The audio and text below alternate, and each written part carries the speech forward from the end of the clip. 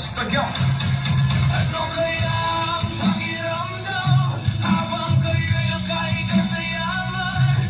Kami nagsisiksikan, kami nilulunod sa baha ng inyong kasalanan. Kami nagbabayad. Pag-amin, pagsisisi at pagpapatawad. Editorial po natin ngayong araw. Sulat po ni Dr. Edwin Chinel Monares, political analyst, reformist, at isang environmentalist. Pag-amin, pagsisisi, at pagpapatawad. Sa gitna ng pinakamalaking eskandalo ng korupsyon sa kasaysayan ng bansa, maraming Pilipino ang napapahawak sa dibdib, napapapikit, at napapabulong. Panginoon, hanggang kailan? Ngunit sa likod ng galit, pagkadismaya, at hirap, naroon pa rin ang isang tahimik ngunit matibay na katotohanan. Ang awa at biyaya ng Diyos ay walang hanggan para sa sinumang tunay na nagsisisi. Ngunit ang kapatawaran ay hindi pagtakas. Ito ay pagharap. Ito ay hindi pagtatago. Ito ay paglalantad ng katotohanan. Ito ay hindi pagpapanggap na walang kasalanan. Ito ay buong pusong pag-amin upang magsimula muli. Ang awa ng Diyos bukas para sa tapat na puso. Ayon sa Biblia, if we confess our sins, He is faithful and just to forgive us and to cleanse us from all your unrighteousness.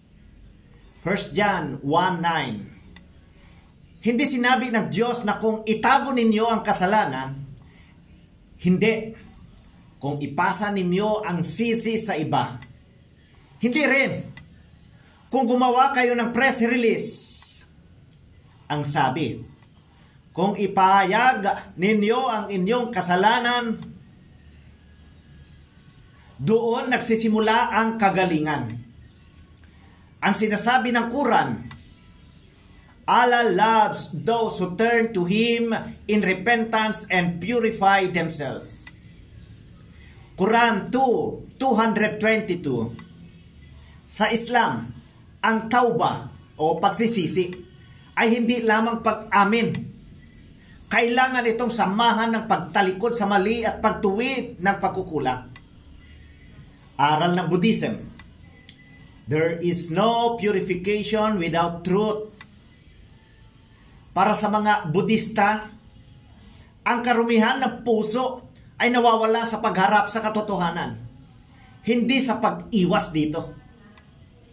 Paniniwala ng Taoism, he who hides his flaws cannot perfect his virtue. Sa pananaw ng Taoismo, ang kabutihan ay nagsisimula sa katapatan sa sarili.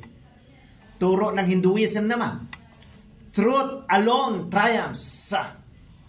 Mundaka Upanishad 3.1.6.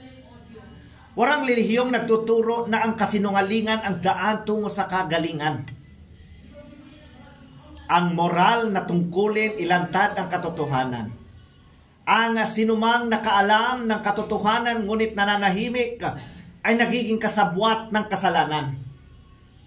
Ang sinumang saksi sa katiwalian ngunit hindi nagsasalita ay nagiging bahagi ng pagnanakaw. Ang sinumang may kapangyarihan ngunit pinipiling magbulag-bulagan ay nagtataksil hindi lamang sa bayan, kundi sa Diyos mismo. Sa lahat ng pananampalataya, ang pagtatago ng kasamaan ay kasamaan din. Ang paglalantad ng katotohanan ay hindi paghihiganti. Ito ay moral na tungkulin. Ang pag-asa, pagsisimula muli bilang bayan. Kung tunay na nagsisisi ang mga nagkasala, kung tunay nilang ihahayag ang katotohanan, kung tunay nilang ibabalik ang ninakaw, kung tunay silang magpapakumbaba, walang puso ang hindi tatanggapin ng Diyos. Hindi perpekto ang ating bansa. Hindi perpekto ang ating mga pinuno. Hindi perpekto ang ating sistemang politikal.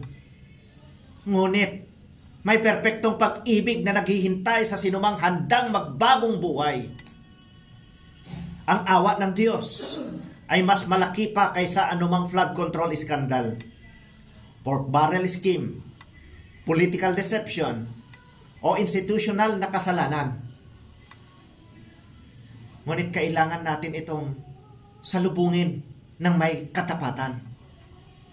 Sa dulo, pagbabago na nakasalig sa liwanag. Ang biyaya ng Diyos ay hindi lisensya upang manatiling makasalanan.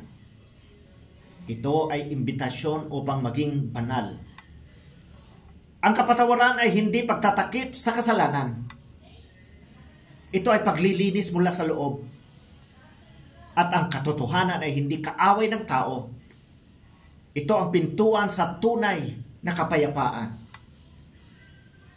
Kaya para sa mga nagkasala, magpakatotoo kayo.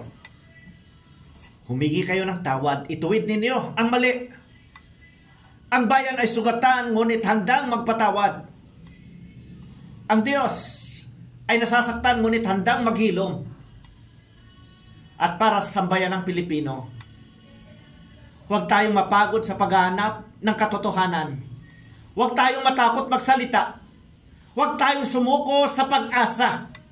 Dahil sa dulo, John 8:32, truth will set us free.